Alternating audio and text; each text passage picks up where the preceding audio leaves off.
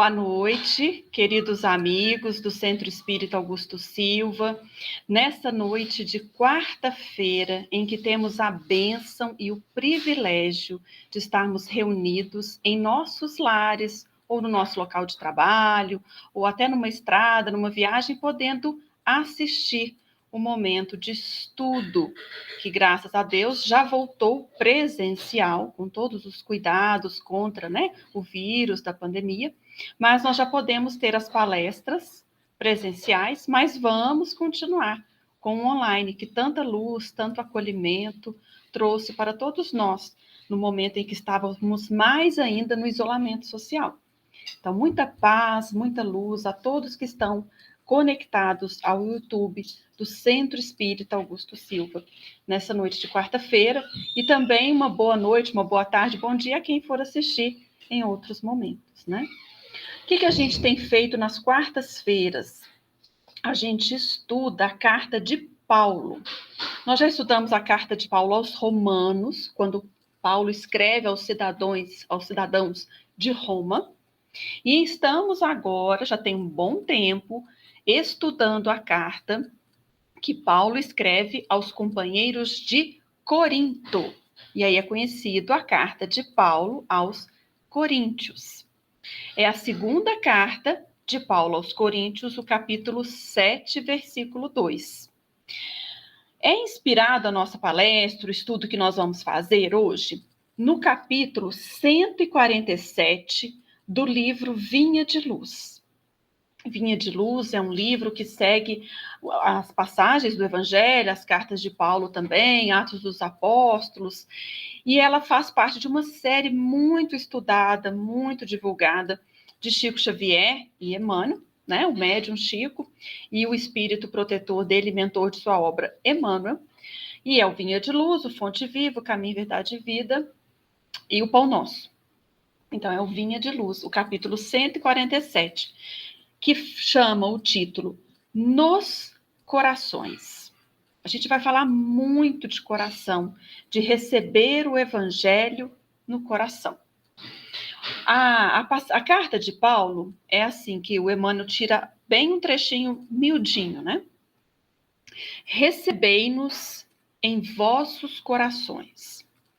Recebei-vos em nossos corações, recebei-nos em vossos corações, Paulo se referiria às várias viagens, aos vários encontros, às várias pregações ali por toda Jerusalém, por toda ali a Grécia, toda aquela região ali do Oriente Médio, onde Paulo fez as suas pregações. Ele pregou até chegando quase na Espanha. Ele esteve na Espanha, mas ele voltou porque Pedro estava preso e ele tinha como conseguir tirar Pedro da prisão, ele volta. Mas Paulo percorreu junto com seus amigos queridos, com vários também discípulos, toda essa região. E ele era mestre ali na logística, né? Ele saía de uma cidade, já planejava direitinho onde que ele ia passando, se era tempo de navegação, ele ia nos navios, nas embarcações, se não ele ia a pé, quando ele queria ir nas aldeias menorzinhas, né? Entre as cidades maiores, né? Antioquia, Corinto, Damasco, né? Jerusalém, a Cesareia, ele ia a pé para ver essas comunidades e ver o crescimento, o florescimento ali do Evangelho. E aí o que ele escreve nessa carta? Que quando eles chegam, seus discípulos, e Paulo chega, para a gente receber no coração. Porque assim como hoje, e muito antigamente também, as contendas, as disputas, as rixas eram constantes. Foi assim com Jesus, né? Eles queriam saber ali quem é o maior, né? Os discípulos, e Jesus fala, aquele que é maior é aquele que serve a todos. Então, sempre existe essa disputa, no meio religioso, no meio familiar, sempre. Nós não estamos imunes a isso por estarmos numa religião. E justamente por estarmos numa religião e por não receber o Evangelho em nossos corações, aí é que nós vamos para as guerras, para as cruzadas e hoje para esses movimentos de separação, de melindres e de não exercitar a fraternidade seja no templo espírita, seja no católico, seja nas agremiações, nos clubes, em todos os movimentos. Por quê? Porque a gente fica preocupado lá, como diz o Emmanuel, a gente fica no duelo verbal, através de contendas inúteis, incapazes de produzir uma ação nobre. Então a gente perde a amizade, a gente perde a oportunidade de trabalhar, de servir, de estarmos na fraternidade, por quê? Porque tem um detalhezinho ali na palavra de Paulo, um detalhezinho ali em Pedro, em Mateus, em João, que aí é motivo de discórdia. É motivo de não recebermos o evangelho em nossos corações. Então, Emmanuel diz, nesse imenso conflito das interrogações, nós deveríamos acatar o pedido de Paulo, que é receber os companheiros no coração. Então, a gente tem que refletir muito se a nossa busca espiritual, se o nosso despertar pela vida cristã, pelo cristianismo, pelo espiritismo, se está atendendo a essa solicitação. Como está o nosso coração? Tá aquele coração amargo, aquele coração ali vaidoso, aquele coração amargurado com os companheiros de ideal, com os companheiros da casa espírita, ou mesmo os companheiros, né? Porque pode ser que, né, a gente não tenha o trabalho ativo numa casa espírita, mas como que está o nosso coração no local de trabalho, no local da família, no local de sociedade que a gente convive? Tá aquele coração de rixa, de queixa, de contendas, de brigas, ou tá aquele coração leve que entende, compreende, silencia, aceita? Porque não foi isso que Jesus nos ensinou? Não foi isso que Jesus fez? Silenciou diante de Pilatos, compreendeu a fraqueza de Pedro, de Judas, e nós já vamos refletir um pouco sobre isso. Então, só para ler um pouquinho do Vinha de Luz, para depois passar para outras duas reflexões de Kardec, que aí me veio muito quando eu estava lendo esse tema, me lembrei de Kardec. Ele diz assim, quando o aprendiz da Boa Nova, o Emmanuel está dizendo assim, quando o aprendiz da Boa Nova receber a visita de Jesus e dos seus emissários no plano interno, quando a gente receber no coração, na intimidade do nosso ser, aí não vai ter discórdia, aí não vai ter separação. Ah, eu sou espírita, o outro é espírita, do outro centro, da outra linha, da outra linha de pensamento. Então, quando a gente entender que o evangelho é como está no título, nos corações, não vai ter. Então, ele diz assim, ainda, ele fala, meu amigo, o Emmanuel nesse capítulo ele está bem bonzinho, gente, ele chama a gente de amigo, ele não puxa tanta orelha, não. Ele diz assim, ainda que a maioria dos irmãos de ideal está com a porta cerrada a essa abertura, faz o possível para não adiar a tranquilidade própria. Então, se a gente recebe Jesus no coração, a gente vai ter tranquilidade. Se a gente cerra as portas para isso e ficamos no sectarismo, nas discórdias, nos pequeninos detalhes do evangelho, aí nós estamos distantes da tranquilidade.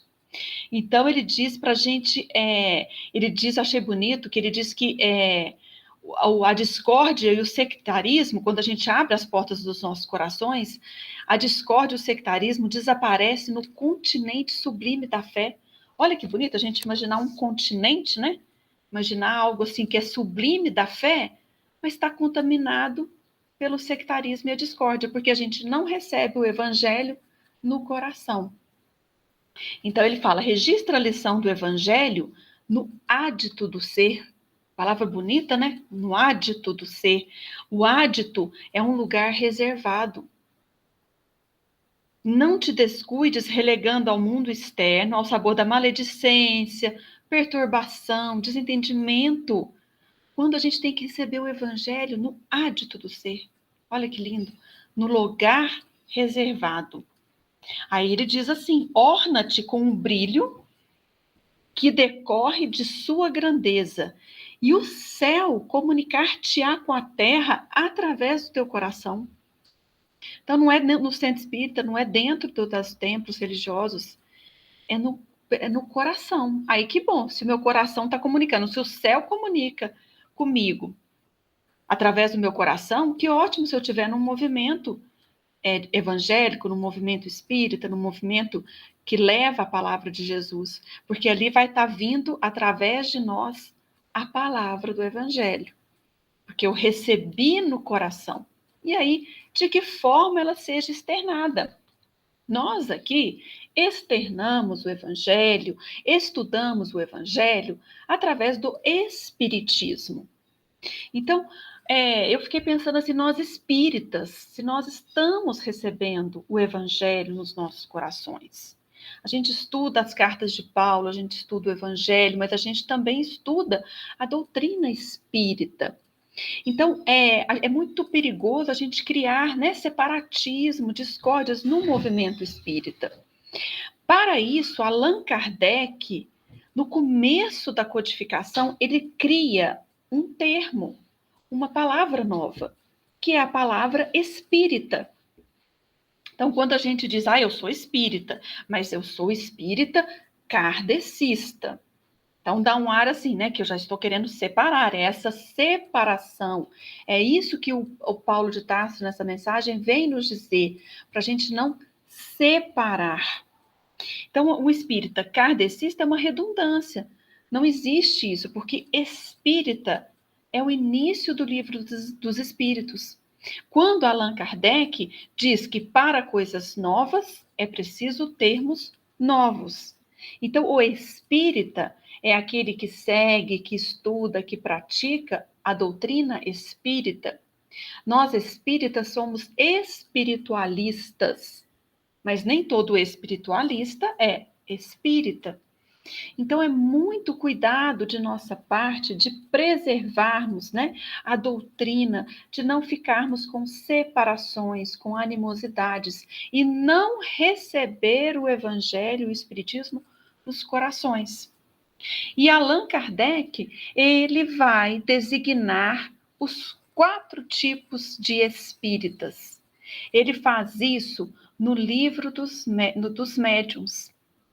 O Emmanuel está falando, a gente tem que receber a visita de Jesus e dos seus emissários no plano interno, receber em nossos corações, registrar a lição do Evangelho nesse ádito do ser. Cada um de nós tem esse local reservado, onde o céu comunica com a terra através do nosso coração. Então, como está o nosso coração? O nosso coração está como o tipo de espírita, que é o primeiro que Allan Kardec fala. Ele vai falar isso no capítulo 3, no livro dos médiuns, quando ele estuda o item do método. Porque ele estava estudando muitas comunicações, muitas pessoas dizendo que aquilo lá era charlatanismo, que era ilusão de ótica, que não existia a comunicação dos espíritos, e era aquele duelo, né? Justamente para Kardec conseguir concentrar num corpo doutrinário o que é o espiritismo. O que é possível um espírito se manifestar e o que não é possível.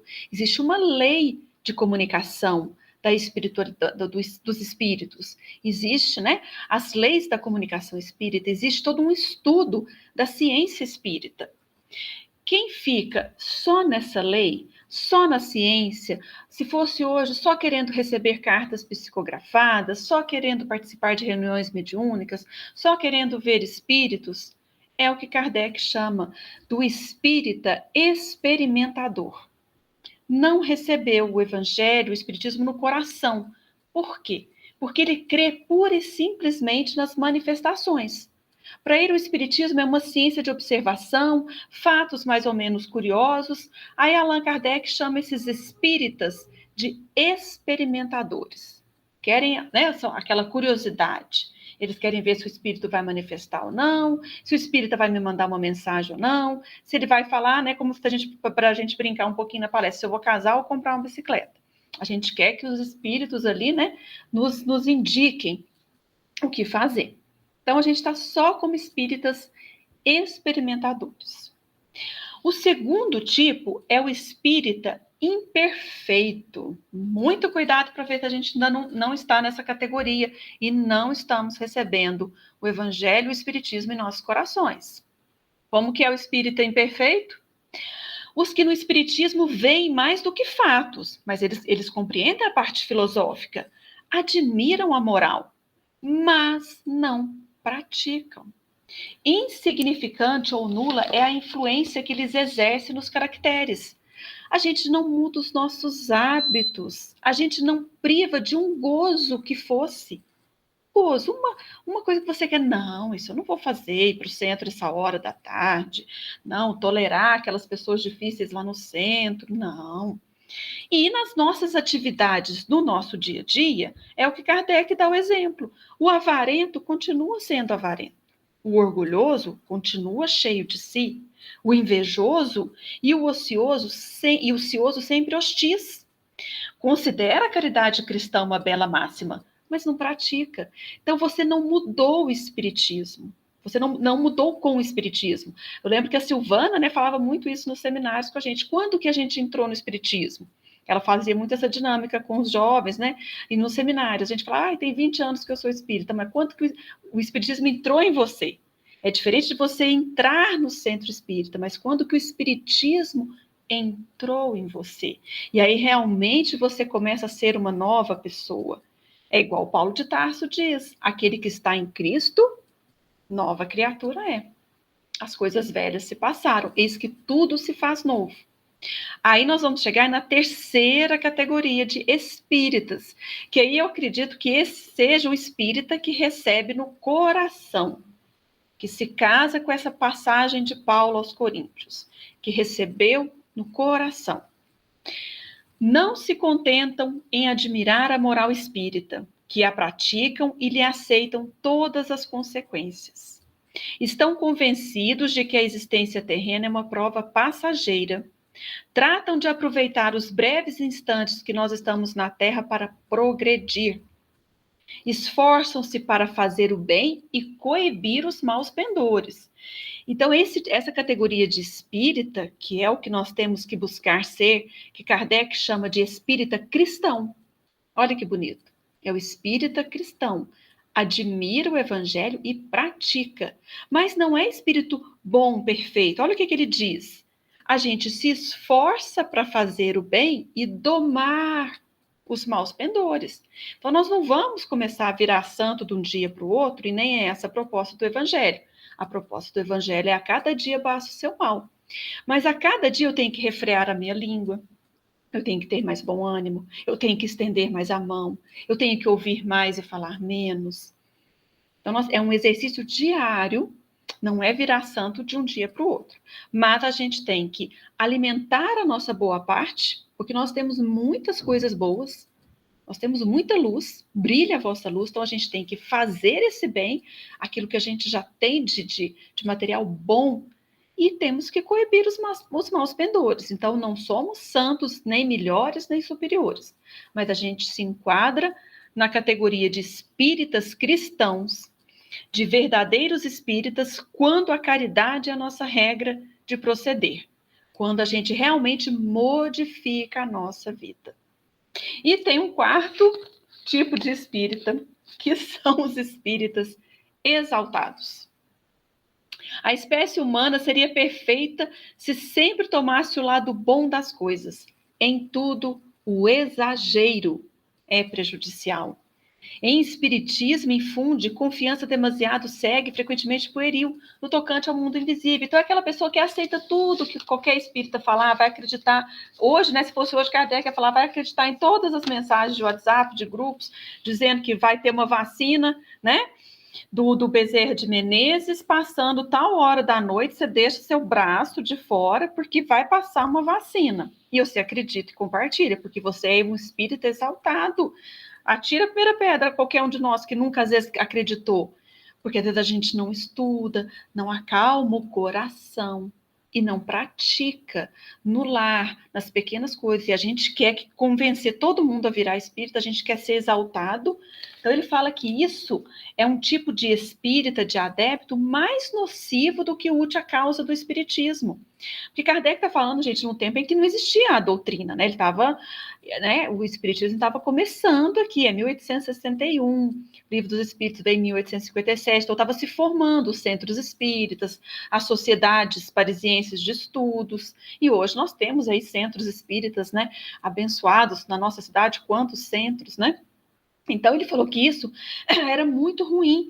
Esses espíritas exaltados acreditam em tudo, vai passando tudo para frente, não tem reflexão, não tem exame, não tem estudo, não verifica. Então, são os 4 tipos de espíritas. Vamos refletir em qual a gente se enquadra.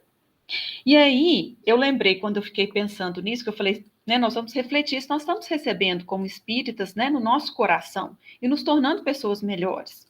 Aí eu lembrei do Evangelho segundo o Espiritismo, lá no capítulo Os Trabalhadores da Última Hora.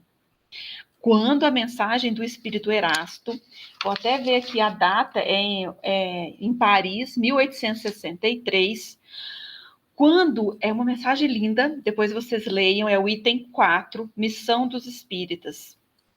E eles dizem para a gente ir e pregar. A gente precisa pregar o evangelho, a gente precisa pregar a doutrina espírita. Mas ele diz, ó, verdadeiros adeptos do espiritismo, sois os escolhidos de Deus, ide e pregai a palavra divina. É chegada a hora em que deveis sacrificar à sua propagação os vossos hábitos, os vossos trabalhos, as vossas ocupações fúteis. Ide e pregai. E ele vai dando todas as coordenadas para a gente pregar o evangelho. Eu não vou ler aqui para não estender. Mas quem se interessar, leia esse item 4, Missão dos Espíritas, porque eles dizem que nós, espíritas, somos os trabalhadores da última hora, fazendo uma alusão à parábola das horas trabalhadas, né? Em que essas pessoas são chamadas por último, quase no final do trabalho lá, eles estavam sem trabalho e Jesus, né, o Senhor da terra, né, chega e chama para trabalhar na vinha. Então, é como se fosse realmente, né, a nossa última oportunidade de realmente mudarmos, né, os nossos valores e realmente aceitarmos Jesus em nossos corações e praticar. Então, ele fala, ó, verdadeiros adeptos do Espiritismo. Ele fala isso no começo, a mensagem de Erasto, e no final, prestem atenção, ele diz assim, ó, ide e agradecei a Deus a gloriosa tarefa que ele vos confiou. Mas atenção, olha uma atenção que o Espírito Erasto diz. Entre os chamados para o Espiritismo, muitos se transviaram. Reparai, pois vosso caminho e segui a verdade. Então, ele começa dizendo verdadeiros adeptos do Espiritismo. Então, tem os falsos. Tem pessoas que realmente, às vezes, estão passando uma vida ali. Então, é bom a gente rever a nossa crença. Rever o nosso evangelho, o nosso Espiritismo, se está sendo recebido no coração. Ou se eu estou mais polemizando, mais discutindo, mais criando confusão na minha vida. Como Kardec diz, o avarento continua sendo avarento, o orgulhoso continua sendo orgulhoso. Então, o que fazeis de especial? Jesus fala assim, se você não fizer mais que os outros, o que adianta? Conhecer o Espiritismo e o quanto o Espiritismo levanta o véu. Ele descortina para a gente de forma clara, como ciência, religião e filosofia.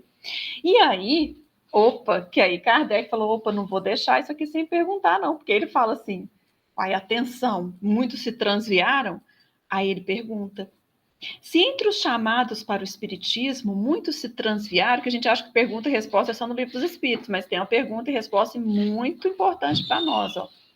Se entre os chamados para o Espiritismo muitos se transviaram, quais os sinais pelos quais reconheceremos os que se acham no bom caminho? Olha que pergunta cabal, hein? Como que nós vamos saber se nós estamos no caminho certo? Ou se nós estamos transviados? Se a gente está indo pelo caminho errado? Sabe como? Reconhecê-lo-eis pelos princípios da verdadeira caridade que eles ensinarão e praticarão. Você vai reconhecer um verdadeiro espírita pelo número de aflitos a quem levem consolo. Vai reconhecer pelo seu amor ao próximo, pela abnegação e pelo seu desinteresse pessoal. A abnegação, é sempre negativo, né? É a negação de si, você nega, você não é a Ana Carolina que tem, não. É aquilo, é necessário calar nossa voz para que o Cristo possa falar. Então, a quem eu estou levando consolo? A qual aflito eu estou levando consolo? A quem eu estou sendo caridoso? A quem eu estou tendo desinteresse pessoal? Ou sempre eu estou interessado se eu estou levando vantagem em alguma coisa? O que eu vou levar em troca? Se nós estamos assim, nós estamos indo pelo caminho errado.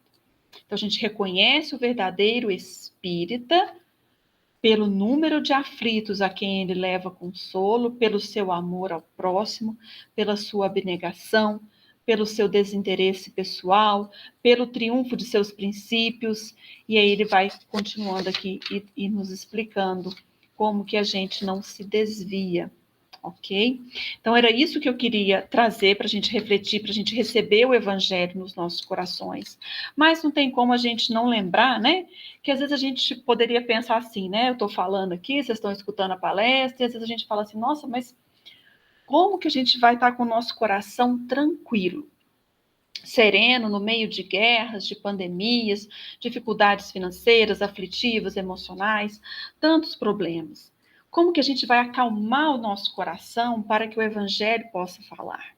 Como que a gente cala a nossa voz no meio de tanta ansiedade, depressão?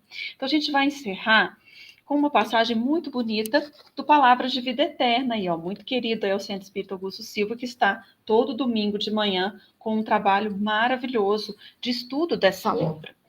E o capítulo 56 fala de Jesus e dificuldade. E a gente vai falar mais um pouquinho de coração, porque Jesus diz para a gente, não se vos turbe o coração. Turbar o coração é desassossego. Então a gente fica, né? Às vezes a gente deixa levar a vida por notícias, por pessimismos, a gente começa a entrar numa onda, né, vibratória, num clima vibratório de desânimo, de tristeza, de pessimismo, de medo.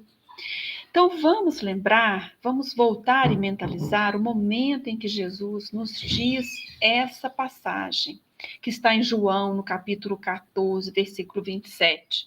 Porque às vezes a gente pode achar, mas Jesus falou para a gente não ficar com o coração desassossegado, ficar com o coração tranquilo, porque ele é espírito evoluído. Não, ele é um espírito evoluído, mas olha quando que Jesus fala isso. Na última ceia, reunido com os discípulos, ele diz, não se vos turbe o coração.